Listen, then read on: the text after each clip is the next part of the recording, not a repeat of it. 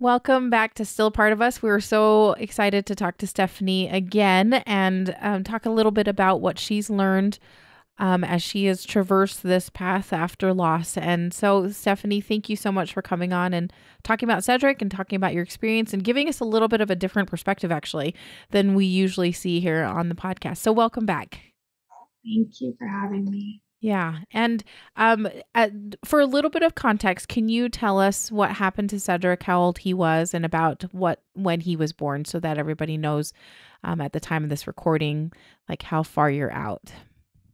So he was born March 30th, 2022. Mm-hmm. So we're And getting coming close to almost 2 years, right? yeah, almost 2 years. And he passed, he actually passed around 16 weeks of pregnancy, but I gave birth to him at 18 weeks and 4 days. And they had no, at the moment, they had no reason why Yeah. he had passed. Yeah. Yeah. So let's talk a little bit more about that because I know you guys did genetic testing and they basically said that it was inconclusive. They didn't have anything in particular. You guys did opt for an autopsy just because you had your first daughter had symmetrical intrauterine growth restriction. You had a miscarriage around 6-ish weeks or so. Yeah. And then then we had Cedric's loss and he was a bit farther on and once again a bit of a surprise because of the fact that he was a lot farther along. So Yeah. what else did you find out? And from the So autopsy and additional things that your maybe doctors came up with. yeah, so I ended up getting pregnant with Julia about 6 months Mm-hmm. afterwards. And I got pregnant. I went through, and then at that time, we didn't have results of the genetic testing. We didn't have results of the autopsy. Right. So we went, but because of what had happened, and I had a previous miscarriage, and it started to be a lot. Yeah. It started to look like a repetitive loss. And so then they sent me to the high risk pregnancy department, which if it wasn't for Cedric, I wouldn't have qualified because I didn't have high blood pressure. Like everything else was perfectly fine. Yeah. Um, and so they sent me there, and I saw a nutritionist. And for the first 3 months, I had no idea what had happened to Cedric. I ended up seeing the high risk doctor at 12 weeks for my regular ultrasound. Mm-hmm. And then afterwards, they would see me every month for my follow ups. Okay. So they did ultrasounds every month where they weighed the baby. And around 12 weeks, I started like, I wanted to eat sand, which I found out was called pica. Yeah. Mm-hmm. And I would look at the litter box and be like, this looks good. I need some of that. Yeah. It's hard. Like with toxoplasmosis, you're not supposed to. Yes. Right. And so I'm looking at and so I go to see the nutritionist at 13 weeks, and they're like, okay, that's not normal. We're gonna get you right away to a blood test. And come to find out, I had zero level of vitamin D. Like I had nothing left. So they loaded me up on vitamin D. Okay. Started feeling way better. And my mood got better. Like I didn't have as many anxious moments as I used to.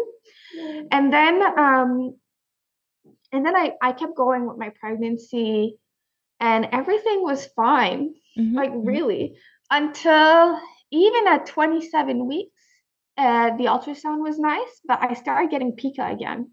So I thought, like I haven't been taking as much vitamin D. Maybe that's it.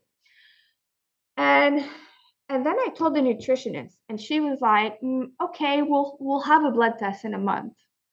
And I was like, "Okay." I was like, "No." Yeah, I was like, "You can think that, but I'm gonna go behind your back and get a blood test before that." And so I ended up seeing internal medicine because I had really bad asthma. Mm-hmm. I'm just one of those person that when I'm pregnant, my asthma is a lot worse. Oh, okay. And I saw internal medicine. I was like, I know it's not your business, but like, I'm really not feeling well. I want to eat some sand again. I had this at 12 weeks of my vitamin D. Can we check my levels? And she was so nice. She was like, absolutely. And you know what? While we're there, we're going to check for iron deficiency. Okay. And my vitamin D was fine, but I had no iron, like at all. And then they gave me the oral pills and I couldn't digest them. Oh, they're rough. So rough. It's not great. Yeah, Like I agree. they just like I didn't vomit, but they just went right through me, and I was just so sick. Yeah. Mm-hmm. And after like a month of really trying hard, even like I did it every 3 days, every 2 days, like nothing would work. So sick. Yeah. And so I see the internist again. She's like, you know what? You've really tried your best. We're gonna give you intravenous iron. Makes sense. And the same day, I went in for the ultrasound, and I'm right there. I was 33 weeks pregnant, and I see the face of the OB, and she's just like, yeah, she has dropped in the percentiles, but really, it's just the head that's smaller. So she like freaked me out. Like I was like, she's got another syndrome, some other, technicalities gonna happen, and like really, like I was like PTSD with Cedric. Like it's just, and so then I was on the waiting list for the intravenous iron. And so the OB at 33 weeks was like, if at 36 weeks she keeps dropping, we're inducing you. Oh, okay. So I was like, okay. And it took a while before I got a call for the iron, but at 34 weeks, I got a call and I got iron at 34, 35, and 36 weeks. Okay. And after the first load of iron, I started feeling her move a lot more. My belly started growing again a lot more. I'm not saying it's the iron, but I felt like there was a connection. Okay. And so I went in at 36 weeks and they're like, she's growing great. She caught up. Everything's nice. Let's let you go until 39. If you want to go past 39, let's do another ultrasound. If not, they really strongly encouraged me to go and get induced at 39. Okay. They were just like, let's not take this risk. You've already lost a baby. You don't need to have an actual stillbirth at 40 weeks, right? So I got induced, and like I had this like fear of epidurals, and I can understand why. You got to listen to her birth episode to understand why.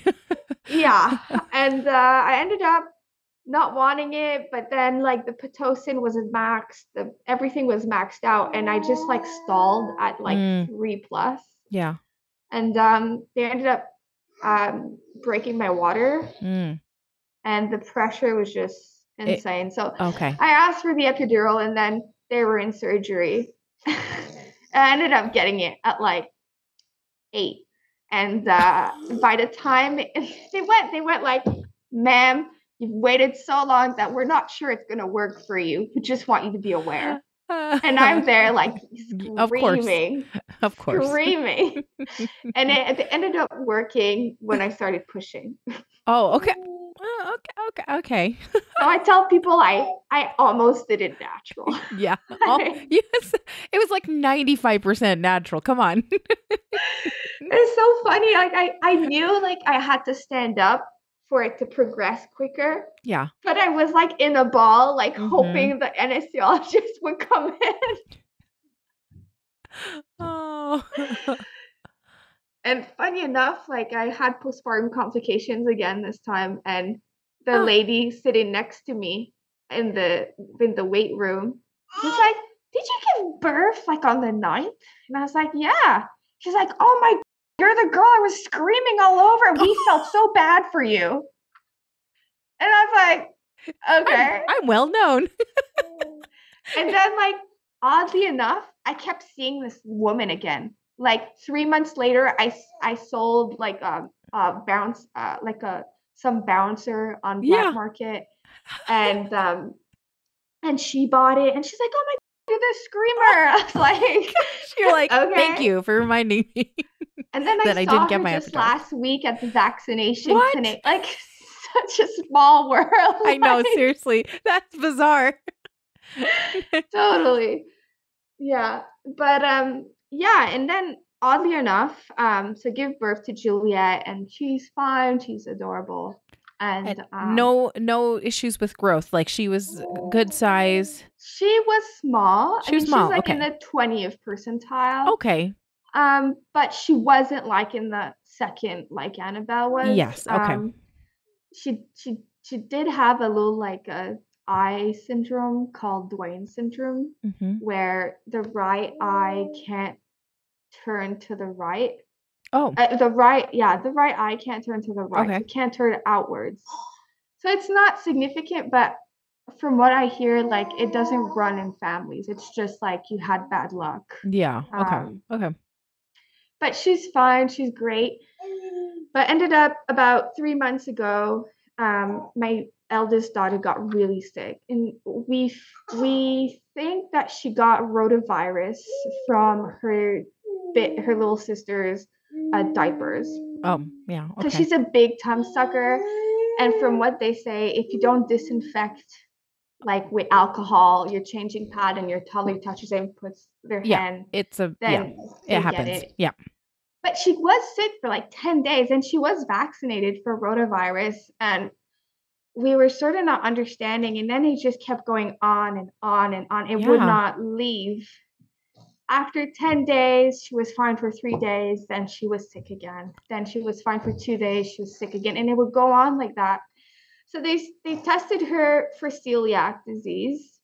Oh. And I get a call 2.5 weeks later, and they told me, we're never going to get an answer on celiac for her. And I was like, why? And they're like, well, she doesn't have any IgAs, which is like immunoglobulin type A. Yeah. And so this means that she's immunocompromised. So Yeah. IgA is like basically found in your respiratory tract, your sinus, your ears, your digestive tract, and your reproductive tract. So all of that's affected by it. And that's why she got so sick on rotavirus, and that's why the rotavirus vaccine was not as effective. Yeah. Okay. Again, like I'm resuming this. I'm not the expert, but this is my understanding.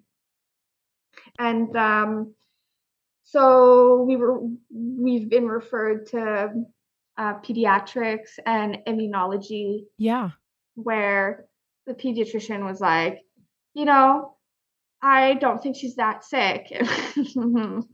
Was very upset by that meeting, because I haven't been sleeping for 3 months because I've been picking up her puke and her diarrhea. So yeah. You're like, oh, she's sick. Yeah. And then she sent her for another blood test, calls me back again. It was like, yeah, she's low IgA. Like, this is real. And I ended up getting tested for low IgA, because as I was reading up on it, I was like, oh my God, this is me. Like, I get infections all the time. Even like when I was giving birth, I've always wanted to try the pool out, but I'm so scared of getting infections that I was like, I'm not even trying it. I don't want to like risk getting another infection. Yeah. But I would get infections anyway. I can go through about 8 to 14 antibiotics per year. Whew. Wow, that's a lot. Holy cow. Yeah, I mean, some years, like before I had kids, I would maybe only go like through 1 or 2. Yeah. Because I wasn't exposed to viruses as much. Yeah. But when she got into daycare, I went through 14. 14. As I almost told daycare, I think I'm gonna stop sending her because I'm afraid for my health. Like, that's how bad it was. Yeah. And and I got tested. I ended up being low IgA as well. And when you're low IgA, you've got 10 to 20 times bigger odds of getting an autoimmune disease such as celiac. Yeah. And I did the genetic testing for celiac, and I do have the genes for celiac disease. Okay. And I'm now waiting for a celiac intestinal biopsy to Mm. confirm celiac. So that's what my daughter and I are in line for. But basically, all to say that as I started looking up celiac, one of the symptoms was miscarriage and infertility. Yeah. And it sort of, for me, Wow. gave me a lot of closure for Cedric because in my gut, after losing Cedric, I knew something was off.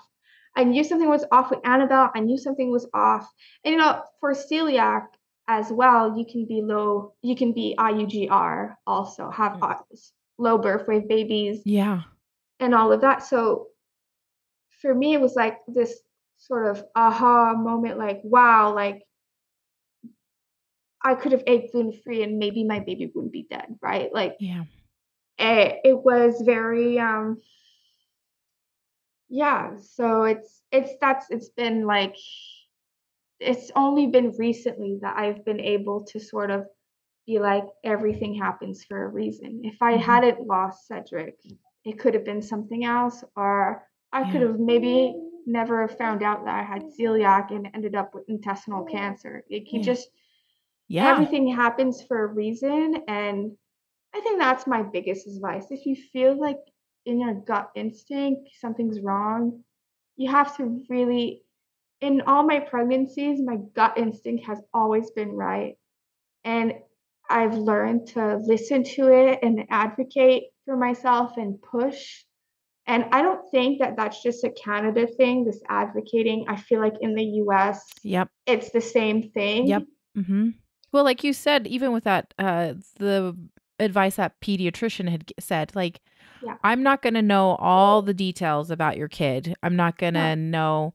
I'm not the expert. You guys see this your kid, and I was going to say the same thing about your own body, and it might be new to you, but I feel like there's a lot of people that kind of have a little intuition about when something doesn't quite feel right. So yeah, totally. I would say yeah, just if something doesn't quite feel right. Yeah, you got to advocate for yourself and go get Yeah. the blood test that you need, I guess, when you need to. Yeah, I mean, the poor nutritionist felt terrible when I told her, yeah, I had no iron. Yeah. Like Yeah. she felt really bad. Like I'm not No, no, blaming no. it on her. It's just and it's like when I was pregnant with Jules and every time I had to go to the maternity ward, Mhm. I had Yeah. like every time I had to give my history, they're like, "Oh yeah, you had an abortion at 18 weeks." Honestly, Winter, that was like I got so riled up. I got so upset. But then I just realized that it's not that they consider you had an abortion. It's just the medical It's a medical terms they term. Yeah, but use. still it's like yeah. It's very offensive, and I kept saying no, like my baby died, my baby passed, like I didn't have an abortion, and it was like March break last year was about I was about 22 weeks pregnant Mhm. ish, and my family had rented a villa in Florida for us Mhm. to go, but I wasn't able to go because my OB said first of all, if the same thing first of all, she's like, you're gonna have such a hard time to get health insurance or travel insurance with what's happened. Right. Okay. And Yeah. she's since Roe v. Wade, she's like, even if you paid cash for your care, if something happened and you just went without um, insurance, she said, misoprostol is banned over there past your term. And she's Mhm. like, if that happens, you're putting your life at risk. So they wouldn't let me go. And so I wasn't able to go on holiday. And it was so annoying. Yeah. And But that was actually I think there was a little bit of foresight in trying to like protect you and keep you as safe as possible. Yeah, that is a bummer, but yeah. yeah, I mean, Yeah. obviously, but it's just, and living all of that, especially going through Roe v. Wade, like, I don't want to get too political about it, but, it's just, I don't consider myself having an abortion. That medication saved my life. And it's so hard. It's really so hard seeing what's going on. And Yeah. And I have so many friends, because of my horses. I lived in Mississippi. I have friends in north of Florida. I have friends in South Carolina, New Jersey, and Pennsylvania. We live 20 minutes away from Vermont. But it's just so, I feel so much. My heart goes out to all the women, especially in the southern states, that have to, it's their health. There's, and I'm not saying I'm for abortion. That's not what I'm saying. I'm saying for your health. So many. It's not because it doesn't happen often that it doesn't happen. Yeah. Yep. Yes. Um, Stephanie, I wanted to see what you guys have done to like talk about Cedric with your kids. Because Annabelle was like 3-ish or so. Yeah. So I how was remember they that? gave us a coloring book to say Mama Bear lost her baby and Baby Bear has passed away. And I don't sugarcoat it for Annabelle. I'm like I said, I'm really direct. Mm-hmm. And she was like, "So where's my baby brother?" Yeah. And I was like, "Well, he passed away." And especially living on a farm too. Let's put it into context. Yes, exactly. Since she's been really young, the chicken died because the coyotes or the badger raided the hen house. Yeah. I can't, when she sees, our dog died, everything. So I just thought, I can't sugarcoat it. She knows about death, right? So mommy lost a baby and your baby brother's in heaven. And one day we'll see him again, but not right now. And honestly, she was just like, "Okay, can I color the book?" And I was like, "Yeah." And she just went off her way. Yeah. But it made her very, aware. When I would go to the hospital with Juliet, she'd be like, "Is she dead?" Or like, "Is she dead?" Or, or "Yes, I have to be careful with my little sister because she could die." She's just little kids are that way. Yeah, they're just like matter of fact. Yeah, this is the thing. So, but it didn't. Being honest and direct with her, she didn't cry. She didn't. I'm not saying that all the kids would be like that, but she wasn't like. She didn't have like a big emotion. She was just like, "Okay, let's move on." Yeah, this is the way it is. Yeah. That's kind of. Yep, that's little kids. I was like thinking about my daughter, and yep, she sure was. She's really sad, but then she's pretty matter of fact about it nowadays. So, I was also gonna. I know you mentioned in the birth episode that your husband really was ready to just go forward. He wasn't. He didn't want to think about it too much after Cedric passed away, and so how have you guys dealt with? How have you dealt with this grief differently? Like how has he dealt with it? How have you dealt with it? I dealt with it by learning about grief, and just a few weeks ago, I'm sorry, you could take care of her. Go for it. One moment. We will come back to it. It's not a big deal. All right, I got my frozen teethers. I'm good. Now she's good. Hopefully. So yeah, she just a few weeks ago, Anderson Cooper interviewed President Biden about grief and everything. And something that stuck to me so much was how when he lost his wife and his son, how his father told him, he kept saying to his father, "Why is this happening to me?" And his father said, "Why not? No, why shouldn't it happen to you?" That stuck with me so much. And it's just basically things like that, like, to me, like relating to people and trying to see that other people have gone through it and they've come out on top, and I can as well. as of my husband really sort of closed. He's very introverted. Yeah. Okay. And he's lived through some terrible things in his life, Mm. and he's never really opened up. It's never given him a free pass, you know? He's always kept it to himself, and he is so positive. I mean, Mm. honestly, it's annoying. It's like I'm going I'm going through some of the hardest moments of my life, Yeah.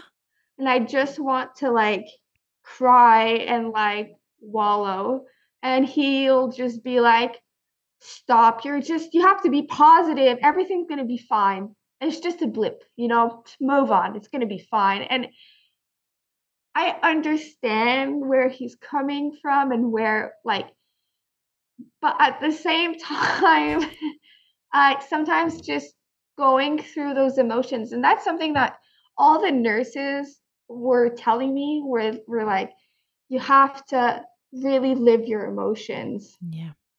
And I honestly, I can't tell you how many times I was driving my car and like listening to Ed Sheeran and just crying, And crying. crying. Mm-hmm.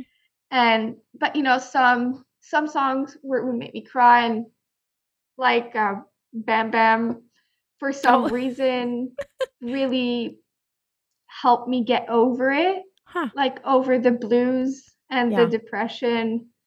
It just, you know, you want to live your life, and if you're knocked down, like in the song says, "Oh, love knocked me down," you get up. But if we didn't have all these emotions, we wouldn't really have lived our life Yeah. to the fullest, right? Yeah. I agree. So yeah. Yeah, and people do things differently. Like they mourn differently, and I suspect your husband, since he's been through some trauma, it sounds like, and some other really hard things, and he's probably figured out a way to help him process his own thing. So one of the things that I like to ask is, what are some things that helped you? Like, what are some things that people did for you or said to you that really were helpful or impactful to you? You've already shared a couple of those things, but is there anything else that others did right after Cedric was born that was super helpful?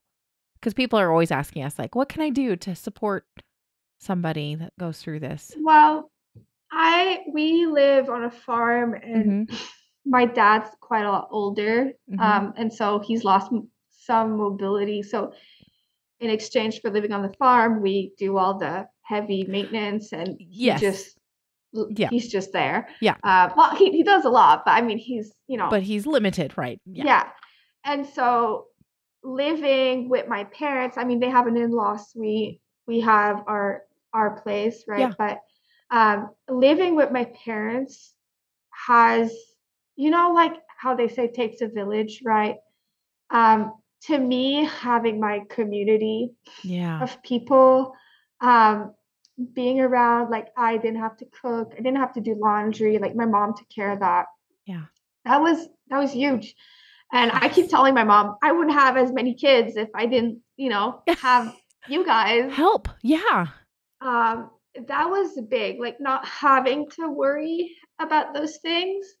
And I remember my best friend drove down, well, she drove up from Toronto, Mhm.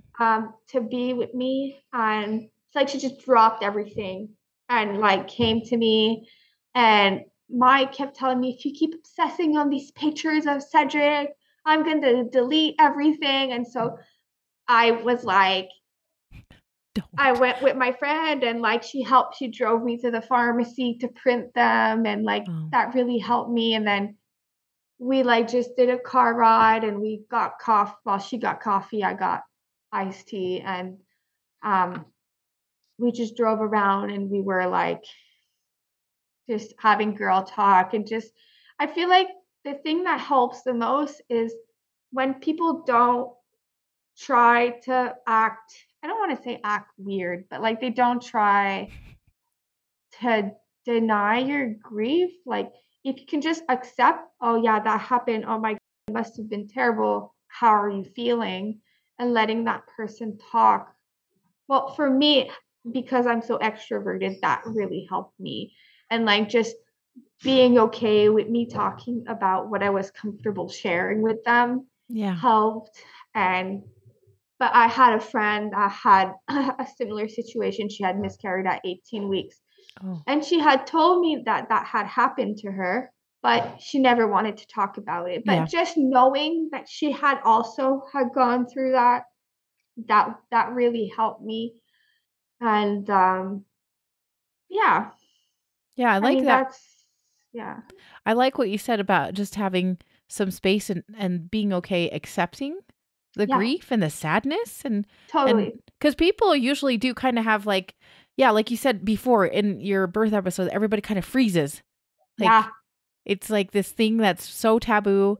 yeah, But if you allow for a little bit of, space for it to be, it's yeah, okay. It's okay. yeah. And it's I gotta say though, for almost like a good year, I was left trying to find answers. Yeah. Even like I was 39 weeks pregnant. I was like, why did this happen to Cedric? Why? Why?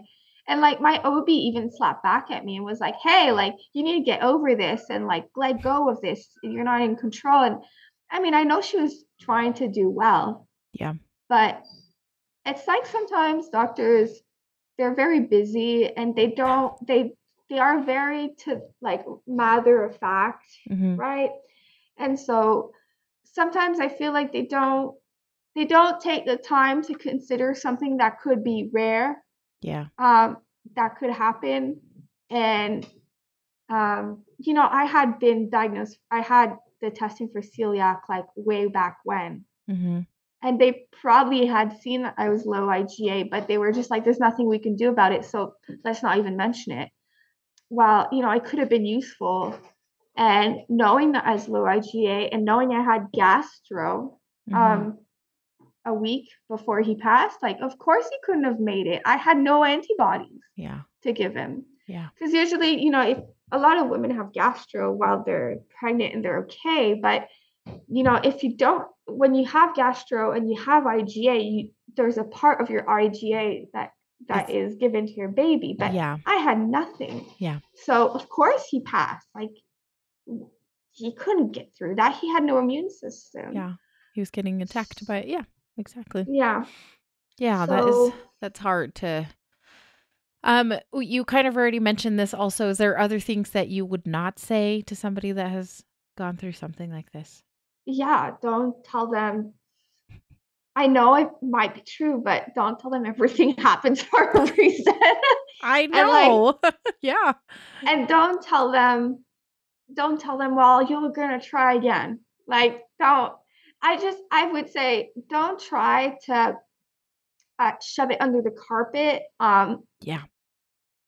Just acknowledge, yes, you did lose a baby. That must be really hard.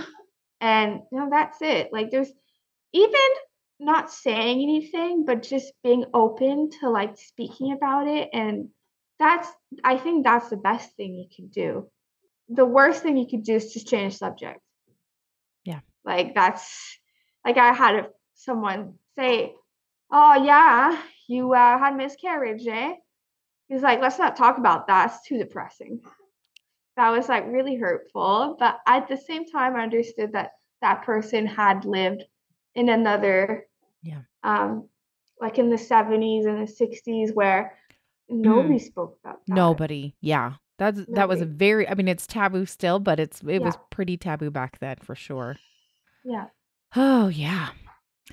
Stephanie, this has been such a great conversation. I feel like there's going to be some people that are listen to you've said and are going to be like, "Oh, maybe I need to be inquire a little bit deeper into what's going on with me." Or and also I think that what you said about holding space and not sweeping it under the rug or being able to sit with it is really some excellent advice, some excellent excellent advice to others. Thank you so much for talking about Cedric, for coming on and sharing your experience and being so candid about what you've done to help yourself through this. So, thank you again for your time. Thank you so much for having me.